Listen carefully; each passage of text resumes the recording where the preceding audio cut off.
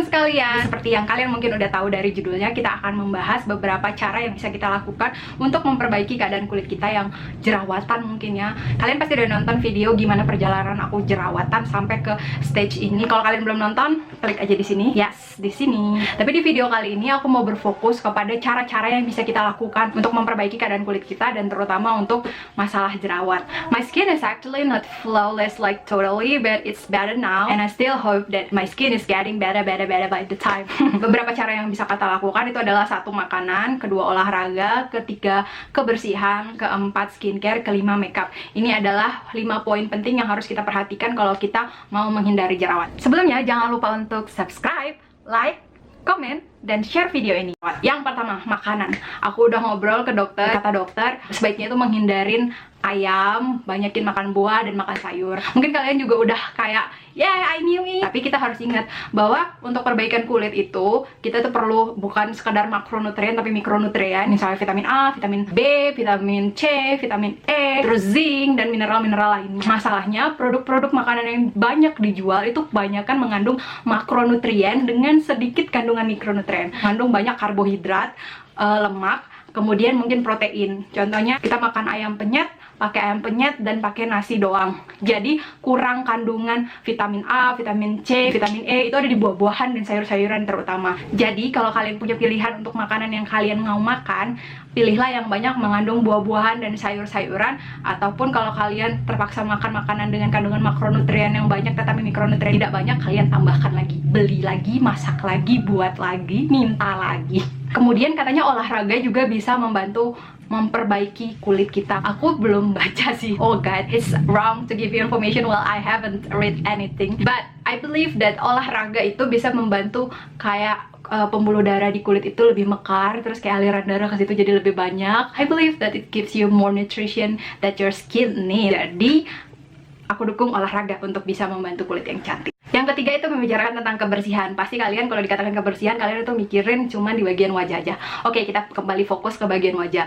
Untuk facial wash, untuk pencucian wajah, kalian harus temukan pencuci wajah yang cocok dengan jenis kulit kalian. Apa kulit kalian normal, kering, kombinasi, ataupun malah berminyak. Kalian harus ingat bahwa mencuci muka itu ada yang dilakukan secara rutin dan ada yang difokuskan untuk mengangkat kulit mati. Biasanya dikatakan peeling. Nah, peeling ini bisa dilakukan dengan chemical peeling ataupun scrub, physical peeling, karena itu butiran-butiran scrub itu bisa mengangkat kulit mati yang terendap di wajah. Untuk chemical peeling itu ada AHA, BHA, dan aku tuh nggak ahli, aku nggak ingat semua chemical peeling. But remember that chemical peeling can make your skin dry. I'm not saying that you have to avoid it, but be careful with that. So, taking care of your skin moisturizer. Oh my god, I just touched my face and it's not recommended. Kalian pasti ingat 2-step facial cleaning, 2 langkah membersihkan wajah. Nah, orang biasanya bisa pakai micellar water atau milk cleanser atau oil cleanser, baru kemudian mencuci wajah dengan sabun. Kalian pasti udah tahu bahwa aku tuh bandel. Aku merasa bahwa 2 steps are not going to work with me because it's too much. Tapi ternyata itu memang kalau kamu makeupan, kamu harus pakai 2 steps. Karena makeup yang kita pakai itu oil based pada umumnya. Jadi dia kalau dibasuh dengan sabun dan air, terkadang dia belum melting bersama sabunnya. Nah, kalau kita pakai first stepnya pakai milk cleanser atau micellar water ataupun cleanser yang lain di awal, kemudian dilap dengan tisu atau microfiber, itu bisa bantu untuk ngangkat kotoran. Jadi ketika kita cuci wajah itu mukanya nggak terlalu kotor banget dan sisa-sisanya aja yang perlu diangkat oleh facial wash yang kamu pakai. Kemudian frekuensi mencuci wajah. Aku inget banget, aku berpikir bahwa kulit aku ini udah terlalu terkikis oleh bahan-bahan chemical ataupun facial wash yang bikin kulit kering. Jadi dulu aku tuh pernah cuci muka sampai 3 kali sampai 4 kali sehari, berharap kayak kotoran-kotoran yang di luar itu terhapus, tapi I'm not going too deep to the skin, nyucinya cuma gini-gini doang. Setelah aku eksperimen, ternyata itu salah. Kalian itu baiknya cuci muka 2 kali sehari aja, don't be too much, kecuali kalian lagi mau ngelepas makeup di tengah hari atau gimana, kalian bisa tambahkan frekuensi tambahan untuk mencuci muka. Dengan mencuci muka 2 kali ini, aku melakukannya dengan lebih intens. Aku lebih kayak gosok-gosok muka aku dengan lebih menyeluruh dan lebih dalam, tapi hanya 2 kali sehari. Kebersihan yang lain adalah kebersihan bagian tubuh yang lain, terutama yang paling dekat dengan wajah itu adalah rambut. Kalian pasti tahu ada namanya bad hair day. Every time I had bad hair day, besoknya aku nambah jerawat di daerah pinggir-pinggir sini. Ya, rambut ini kan banyak kotorannya. Walaupun kelihatan bersih, ini lebih jarang loh dicuci daripada muka kita.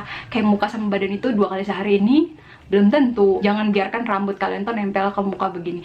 Dan karena rambut aku frizzy dan berantakan, this is still my problem. So, kalian harus ingat untuk cuci rambut dengan benar. Dan ketika itu lagi bad hair day dan kalian gak bisa sempat nyuci rambut, kalian bisa lakukan hairdo yang menyingkirkan rambut kalian dari wajah. Bisa menggunakan bandana atau kip rambut, atau kalian sekalian ikat saja rambutnya. Kemudian kebersihan lingkungan. Kalian pasti nggak mikir, bantal itu adalah benda yang nempel ke muka paling banyak dari seluruh benda yang ada di dunia ini, kecuali masker. Karena zaman sekarang itu masker jadi nempel ke muka juga. Jadi bantal itu kalian harus bersihkan secara rajin. Terus kalian cari sarung bantalnya yang lembut ke kulit, jadi dia tidak terjadi friction ataupun gesekan ke muka. Tadi aku udah sebutin soal masker. It's pandemic now and we don't know when it will end. Jadi kita harus selalu pakai masker kalau kita keluar rumah, kalau kita feeling like we're not well. Nah, masker yang disaranin awalnya dulu disaranin masker medis. Kemudian pemerintah bilang bahwa masker kain itu works. People believe that masker itu bagusan yang water resistant. Jadi nggak bisa nembus air gitu. Jadi berharapnya itu bisa protect yourself from the droplet and the virus. I don't know whether it's right or wrong, but sadly it's not good for your skin. Kulit kita itu sebenarnya kan mengeluarkan uap air. Nah, uap airnya itu terperangkap di daerah muka dan mukanya jadi lembab. Nah, itu bisa menyebabkan jerawat. Ada itu namanya fungi acne. Itu bisa dipicu oleh masker yang bikin lembab. Aku saranin pilih masker kain yang meresap air. Jadi kain yang meresap air ini taruh di permukaan kulit kita agar kalau ada uap air ataupun keringat di bagian wajah itu bisa diserap oleh kain tersebut. Nah, if you think that is not going to work to protect you from the virus, kalian bisa double pakai masker medis di luar ataupun masker yang kalian pikir mungkin lebih. Sekarang masalah skincare. Kalian pasti udah nunggu-nunggu skincare apa yang bagus untuk menghilangkan jerawat. Guys, kalau mau skincare, kalian harus tahu jenis-jenis skincare. Ada pembersih muka, ada pelembab, ada toner, ada serum, ada essence, ada masker. Kalian harus tahu semua itu because you want to take care of your skin. Jadi kalian harus tahu apa yang mau kalian pakai dan apa gunanya itu. Dan it's good to check dalamnya itu isinya apa dan manfaatnya apa, efek sampingnya apa. I know it's taking a lot of time to learn such things, but it's worth it, guys. Kalian janganlah pengen kulit yang glowing dan bagus but you don't have any knowledge about skincare. It's impossible. It's almost impossible, I guess. And unfortunately, I'm not going to tell you a certain brand to protect your skin from acne, because kalau satu produk bisa menyelesaikan masalah jerawat, jerawat pasti udah punah. Pasti orang gak banyak yang jerawatan kalau emang ada satu produk yang bagus banget dan bisa menghilangkan jerawat. It depends on the people. Kamu harus adakan research. Yes, sadly you have to do research for your skincare. Cari tahu dulu jenis kulitnya, terus kalian bisa lihat deh di produk yang kalian akan beli itu apakah itu sesuai dengan jenis kulit kalian. Walaupun kalian berjerawat, kalian bisa aja kulitnya kering. I don't know. Ya mungkin orang yang kulitnya kering itu cenderung tidak jerawatan, but in case you have it. Tapi biasanya orang kombinasi sama kulit berminyak yang mukanya jerawatan. Jadi see your product. Tapi back to the basic, kalian itu kalau mau coba skincare, pakai skincare yang paling basic dulu. Jadi basic skincare itu adalah facial wash dan moisturizer. Kemudian kalian bisa tambahkan protection like sunscreen. Temukan dulu facial wash yang cocok, kemudian temukan moisturizer yang cocok. Kalau udah nemu yang cocok dua ini, baru kalian go further. Gimana tahu cocok? Ya coba aja dipakai, besoknya dilihat radang nggak, jerawatan nggak, nambah nggak, gimana gitu. Nah kalau udah ketemu moisturizernya cocok nih, aman nih ke kulit aku, besoknya kalian go find toner. Toner itu ada yang cleansing toner, ada yang moisturizing toner. Kalian harus tahu lah apa manfaatnya dan apakah cocok di kalian dan apakah itu memang yang kalian butuhkan. Kalian juga mungkin kalau jerawatan belum bisa langsung pakai sunblock or sunscreen, because sometimes beberapa sunscreen ataupun sunblock itu bisa memicu timbulnya jerawat. Oleh karena itu, kalau kalian memikirkan bahwa kalian tuh butuh sunblock ataupun sunscreen, sesegera mungkin itu kalian pakainya setelah menemukan moisturizer yang cocok.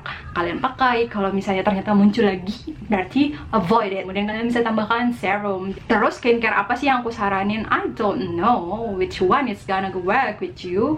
But please, please, please, please, please, please, gunakan produk yang aman, guys.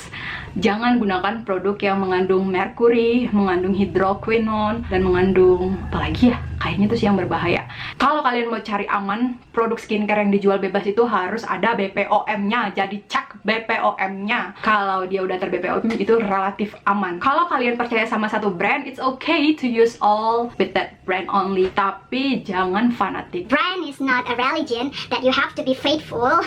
Kalau ternyata produk yang kalian pakai itu merek-merek yang lainnya itu cocok, terus yang ini nggak cocok, you can change it into another brand. Even though kalian itu jual brand itu, you know, sometimes people are selling skincare product with certain brand, tapi kalau kalian nggak cocok, jangan dustai diri kalian kalau emang ada skincare yang lebih bagus. You have to work with the business, but it doesn't mean that you have to sacrifice your skin. I didn't say that you have to find another job to do. It's okay to combine beberapa brand, asalkan ingat apa kandungan dan manfaatnya dan apakah dia aman.